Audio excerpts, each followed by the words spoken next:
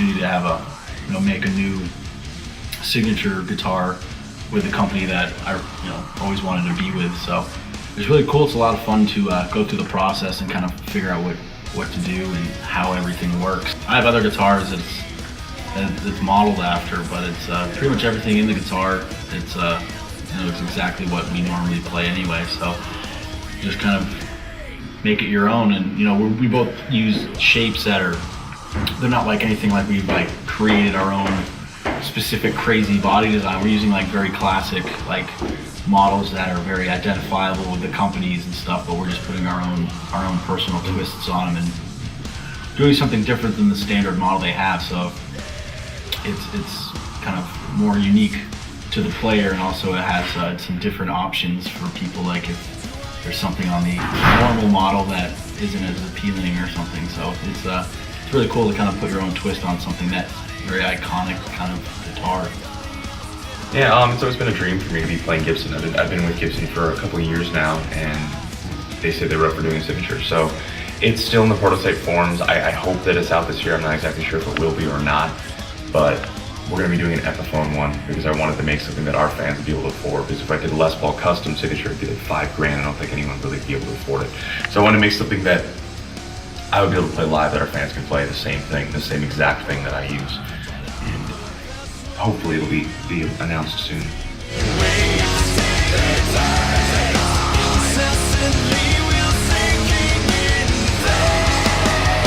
6 weeks that we did with Maiden, I think really helped us out in Europe to become a bigger band. The night before, we're actually opening up for Priest. We're playing direct support to Judas Priest on their farewell tour in Wacken, so it'll be like an 80,000 person festival, which would be, I think, probably our biggest show of our lives. And the next day we fly over to do the Maiden show, so we'll be able to play with 2 of our favorite bands ever. It's 6th of August, and it's gonna be really cool. It's the last show of the Maiden's tour, so we get to get the farewell party kind of end thing. And we've never played the O2 before, so it's a new venue. We've played tons of places in London, so it's fun. It's gonna be cool to finally play the O2, so it'll be fun. It's gonna be really good. I found that our heroes, like Maiden and Metallica, have been some of the coolest bands we've ever met. Very, very nice people, all of them.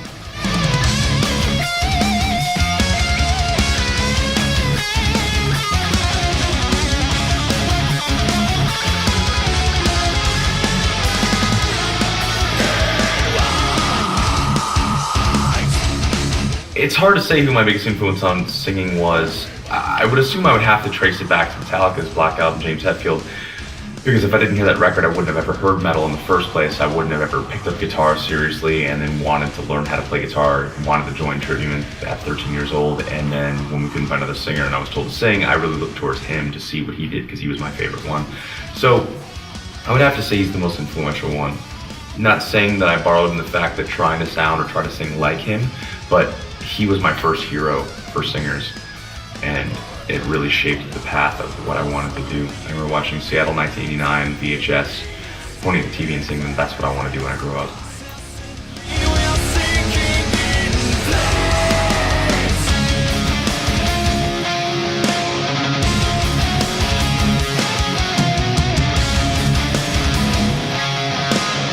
Everyone's got to play a part and to be a tight band. If there's a weak link, you're gonna. We've had problems where certain people or one person doesn't play as tight as the rest, and it kind of throws a wrench in the whole thing.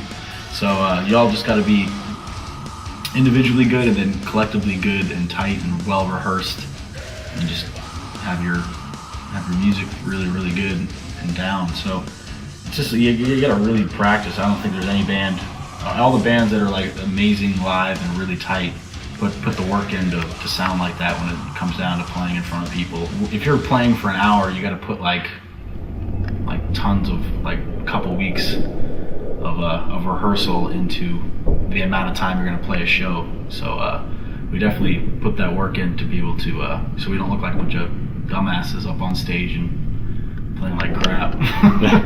Our record, for example, took 2 years of work, and it's like an hour's worth of music, so that shows that it really takes a lot of time to do anything right.